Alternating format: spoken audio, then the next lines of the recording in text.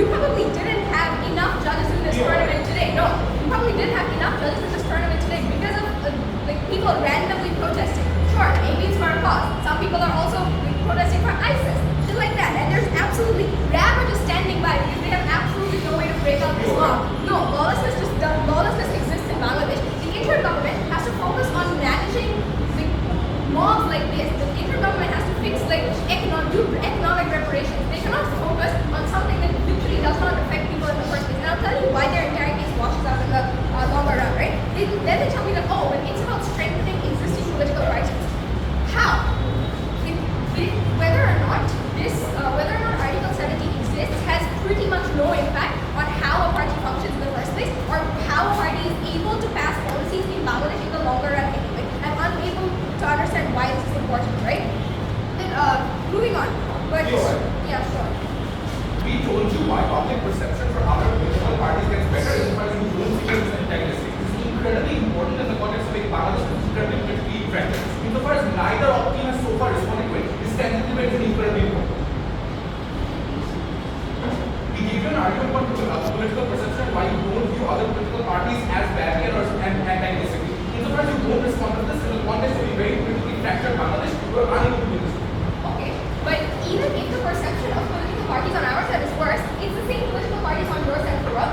Just because a few of your MPs are I think my opening already tells you exactly why even if some MPs are able to voice their opinions, why it isn't going to bring about a change. So if the image of the political party in the existing status quo is bad on our side of the world, it's probably still the same on your side of the world, except on your side of the world, you're just wasting the interim government's time, you're wasting money, you're wasting resources, your counterfactual is just worse. The political image we talk about is still the same on your side of the world. Don't understand the significance of this, right? Then, moving on to one half-assed extension I have, because evidently my brain is shut off, right? The existence of the interim government was to hold elections. The entire reason why the interim government was elected was because people wanted a fair election. People wanted a fair chance to be able to choose what their government should be pushed through, right? The moment in time that you repel, the moment in time that you spend so much time and so first, what is this rebellion process even going to look like? Like seal help, almost else it's probably going to be an extremely long process, probably going to be an extremely tedious process, and it's considering the messiness of the structure of the interim government in the first place and the number of issues that they have to deal with in the first place, it's going to be an extremely long process. Which means repelling it in the first place is going to be it's going to probably waste an incredible amount of time, not to mention an incredible amount of money, right? Why is this bad for me?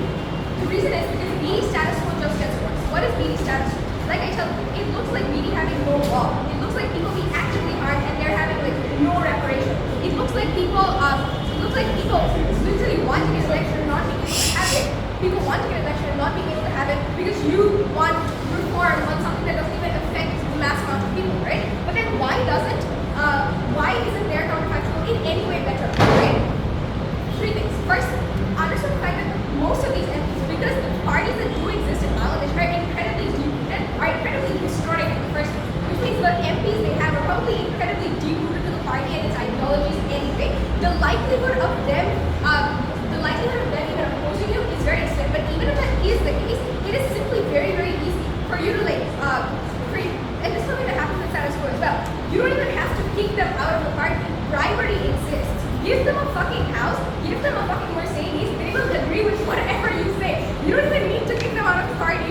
You don't even need to nitpick one person from 20 people. Literally just give a 17-year-old a car, he will be happy to say yes to whatever the fuck you want because Bangladeshi politics literally has no accountability on either side of the world anyway, right? But then, why is this then, no more.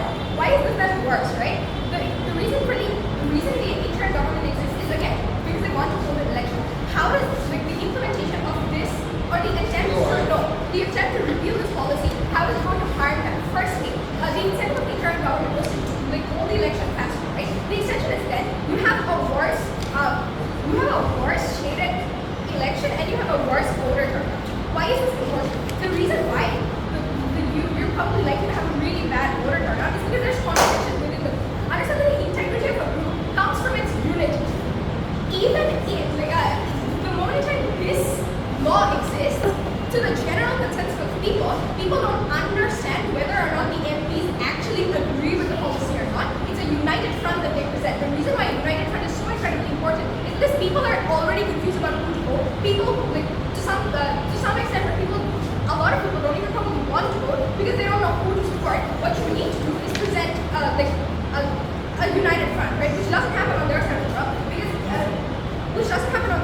I tell you why on their side of the world, even if you repeal Article 70, the likelihood of your policies changing as a party is very low. But even if they don't change, on the contrary, the moment in time people see that your MPs are being kicked out every time, 5 MPs are being kicked out every time you implement another policy, the likelihood of people perceiving you as more corrupt is higher on their side of the world, less on our side of the world. We still have a united front, right? We tell you something, and hence very proud to oppose.